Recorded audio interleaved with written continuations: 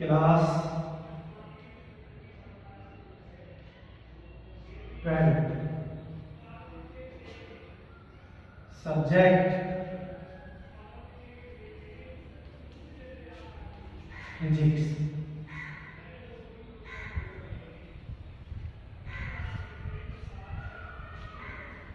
Topic का नाम है कूलॉम का नियम।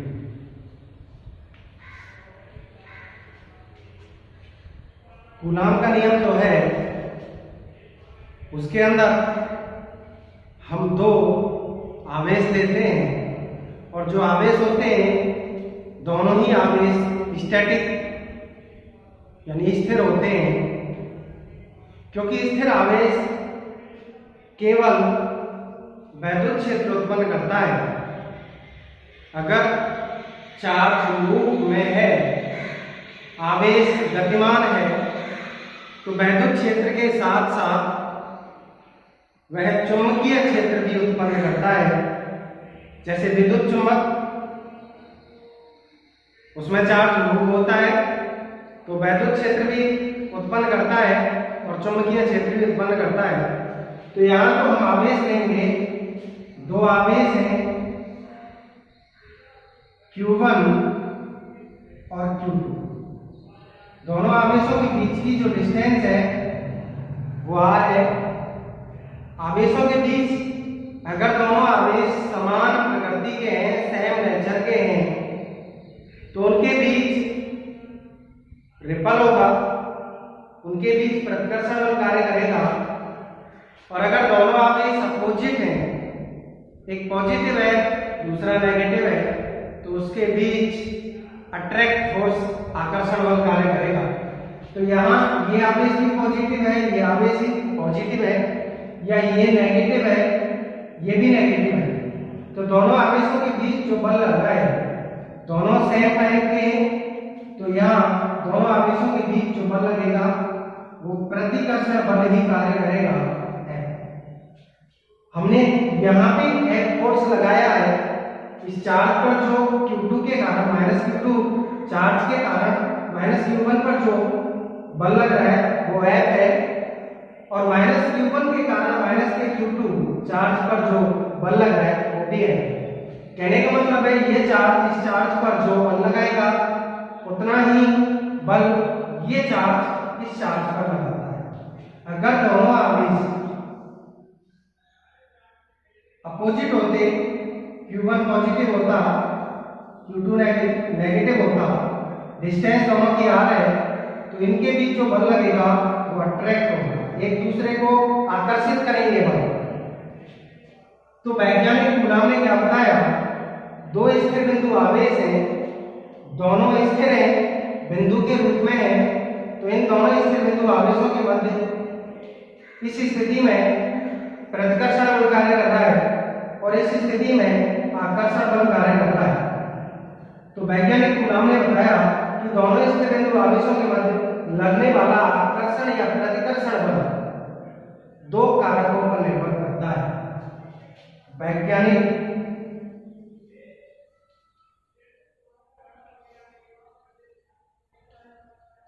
कूलॉम के अनुसार दो स्थिर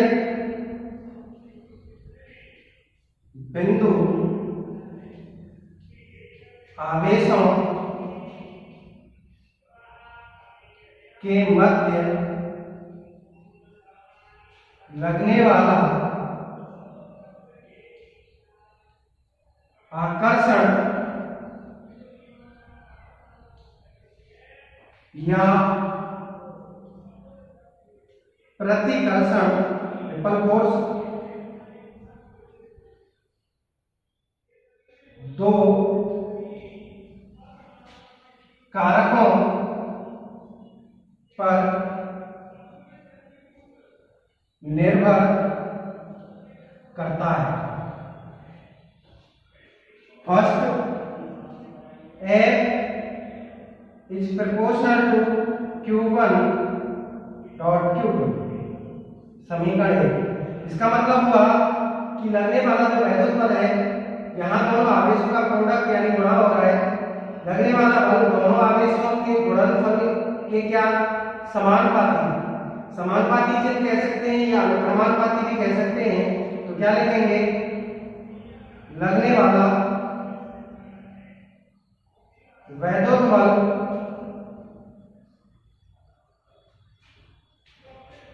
दोनों आवेशों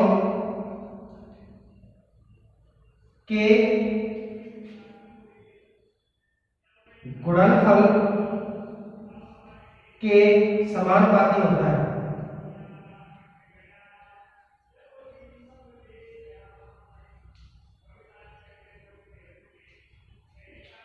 सेकंड, F रेसिप्रोकल व्युत्क्रमानुपाती 1/r²। कहने का मतलब है जो बल है वो दोनों आवेशों के जो बीच की दूरी है, बीच की दूरी का यहाँ क्या है, वर्ग है, और वर्ग का क्या है, यहाँ व्युत्क्रमानुपाती है, 1/r में आ रहा है। क्या लिखेंगे, तथा दोनों आवेशों के बीच की दूरी के वर्ग के व्युत्क्रमानुपाती होता है।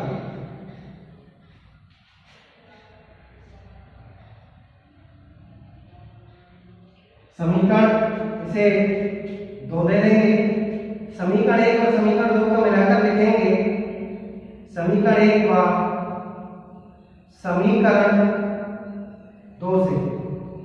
समीकरण 1 और समीकरण 2 को मिलाकर लिखेंगे तो है समानुपाती Q1 Q2 का इसमें गुणा करेंगे तो Q1 Q2 1 के पास चला जाएगा अपॉन r²।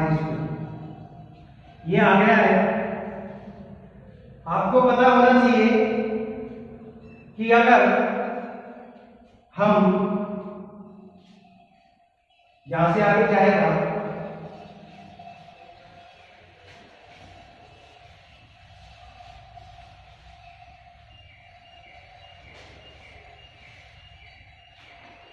अगर हम इस समानुपाती के चिन्ह को इक्वल में बदलते हैं, बराबर में बदलते हैं, तो सामने वाली संख्या पर एक नियतांक जाता है, F equal to K Q1 Q2 upon r²।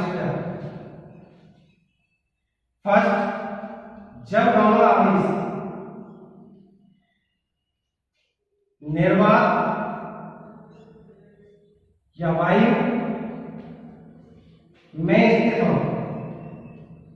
जब दोनों आवेश निर्वात में स्थित हो या वायु में स्थित हो, निर्वात का मतलब होता है वैक्यूम जहां वायु ना हो, तो K की वैल्यू होती है 1/4 पाई एप्सिलॉन 0 एप्सिलॉन नॉट, और 1/4 पाई एप्सिलॉन नॉट की जो वैल्यू होती है, इस पूरी जो वैल्यू है 9 × 10⁹ 9 गुणा 10⁹9 मात्रक जो होगा इसका newton metre square upon coulomb.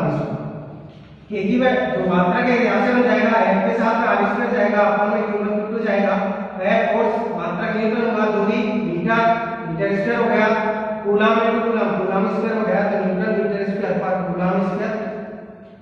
तब F क्या हो जाएगा, F हो जाएगा 1/4 pi epsilon 0 into Q1 Q2 upon r²। इसको हम समीकरण ए में दे देंगे, समीकरण ए नाम दे देंगे।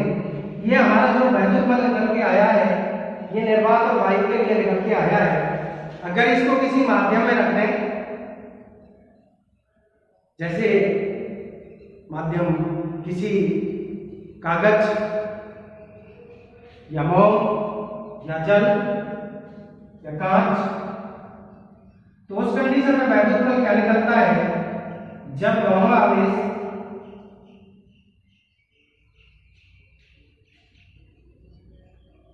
किसी माध्यम में स्थित हो, माध्यम में होते हैं तो जो k की वैल्यू होती है नियतांक की 1/4 pi epsilon 0 into epsilon r।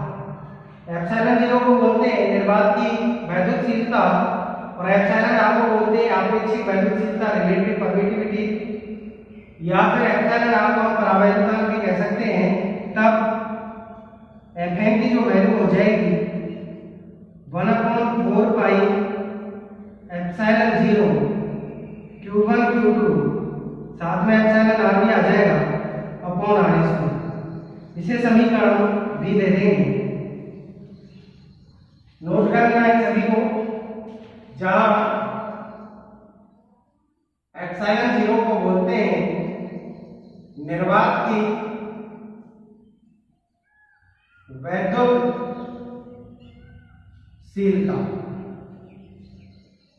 और यहाँ एप्सिलॉन 0 की जो वैल्यू होती है 8.85 गुणा 10⁻12। यहाँ देखिए आप 1/4 पाई एप्सिलॉन 0 अपॉन में आ रहा है तो मात्रक इसका ये है, तो एप्सिलॉन 0 का इसका उल्टा हो जाएगा कूलॉम स्क्वायर पर न्यूटन मीटर स्क्वायर, तथा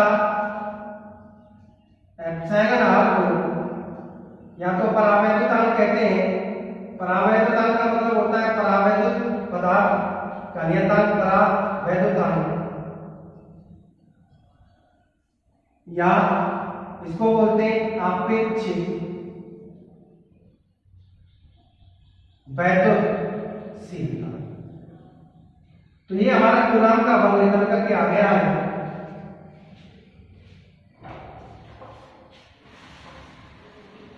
इसकी सहायता से हम एक रिलेशन भी निकाल सकते हैं। मान के चलिए हमें निर्वात के अंदर बल दे रखा है और किसी माध्यम में बल पूछा है और परावैद्युतांक यानी एप्सिलॉन r का भी मान दे रखा है, तो उस कंडीशन में क्या किया जाता है, उस कंडीशन के अंदर समीकरण 1 में समीकरण 2 यानी समीकरण 1 में समीकरण 2 का भाग दे देंगे तो ये रिलेशन निकल करके आ जाता है इक्वेशन